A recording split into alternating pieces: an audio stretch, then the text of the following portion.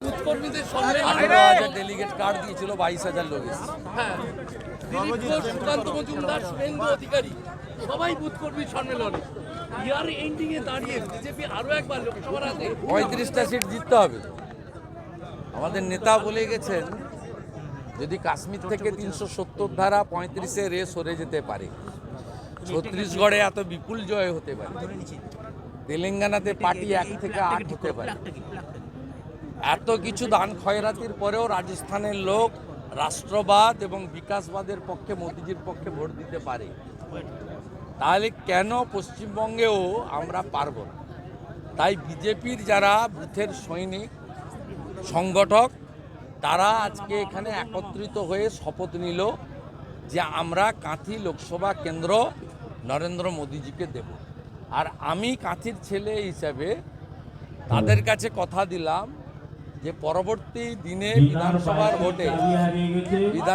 ভোটে এখানে বিজেপির সরকার হবে হবে হবে।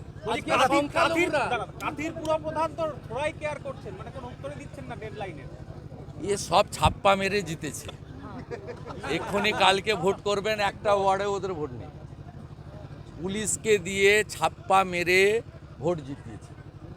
তো মানুষের সমর্থন না থাকলে এই জিনিস হয়। আমি তো বক্তব্যে বলছিলাম যে সিপিএমের বিরাট লাল রাজত্ব ছিল, জ্যোতিবাবুর মতো শক্তিশালী নেতা 95-তে প্রচারে এসেছে, তো তারাও কখনো কাঁথি পুরসভার ভোটে ভোট লুট করেনি।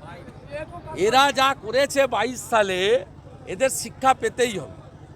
পঞ্চায়েতেও ভোট হয়নি, গণনা কেন্দ্রগুলোতে গণনায় লুট হয়েছে। বলছি আপনি এইমাত্র যে কথা বললেন আর কি, যে বাংলার বিধানসভা নির্বাচনে সপ্তম অষ্টম দফায় বিজেপি ভোটাররা করোনার জন্য ভোট দিতে যায়, শেষ 3 দফা। হ্যাঁ, তো সেটা নিয়ে দেবাংশু ভট্টাচার্য ওর কথার উত্তর দিতে হবে। ওর বেতন হচ্ছে 15,000 টাকা। ও বেতন হচ্ছে 15,000 টাকা, ভাইপোর পার্টি থেকে দেয়। ও মিটিং করতে যেখানে যায় বলে আমার গাড়িতে তেল ঢুকিয়ে দিবি। ওই লেভেলের লোকের সঙ্গে আমাকে করবেন না।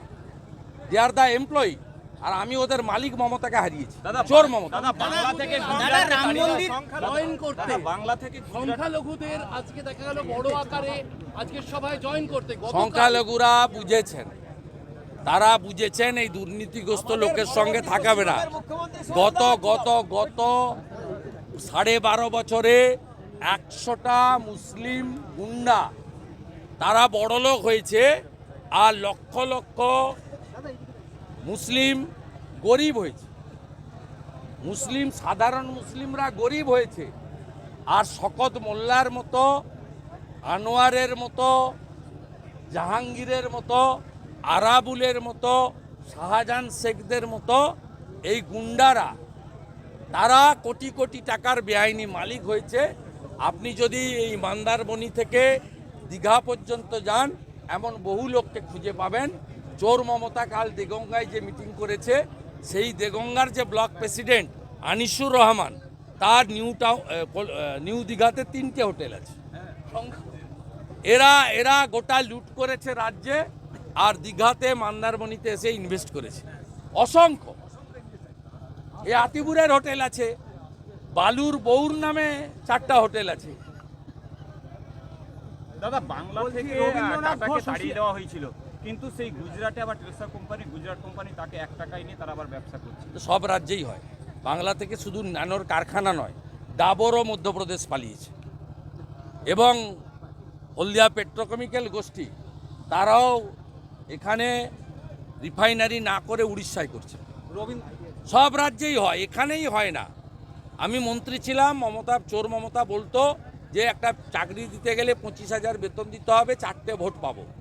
ওই 25,000 টাকাটাকে যদি 500 করে 50টা ফ্যামিলিতে দিই, তাহলে 4টে করে 200 ভোট পাবো। ও চাকরি দিতে চায় না, শিল্প করতে চায় না। এই কালিন্দী অঞ্চলের 1000 মানুষ, কালিন্দী, সটিলাপুর, বাদলপুর, পালধুই, আপনি যে অঞ্চলে যাবেন এই পাশাপাশি সব অঞ্চল থেকে অন্তত 1000 ছেলে পাবেন, যারা স্ত্রী, পুত্র, পরিবার, বৃদ্ধ বাবা মাকে ছেড়ে দিয়ে পরিযায়ী শ্রমিক হিসেবে অন্য রাজ্যে গিয়ে কাজ করছে। ভয়াবহ অবস্থা। এবং মহিলারাও দলে দলে বেরোচ্ছেন। আমরা তাদের কথা দিয়েছি শিবরাজ সিং চৌহানের মতো পশ্চিমবঙ্গে বিজেপিকে আনুন, লাডলি বহিন চালু হবে। আমরা তাদের কথা দিচ্ছি, রাজস্থানে যেমন 450 টাকা গ্যাস আজ থেকে চালু হয়েছে, আমরা 450 টাকা গ্যাস দেব। আমাদের বিজেপি সরকার করুন, Modi guarantee, only guarantee, Modi guarantee. বাংলায় হচ্ছে 2 কোটি বেকার যুবক, প্রথমেই 30 লক্ষ রাজ্য সরকারের ভ্যাকেন্সি আমরা ফিল আপ করব। যে 6 লক্ষ ভ্যাকেন্সি রাজ্য সরকার অবলুপ্ত করেছে তাকে পুনর্জীবিত করব। 50 লক্ষ পরিযায়ী শ্রমিককে বাংলায় ফেরানোর কাজ যদি কেউ করে, সেটা ভারতীয় জনতা পার্টি আগামী দিনে করবে। আমরা এটা আশ্বস্ত করছি জনগণ।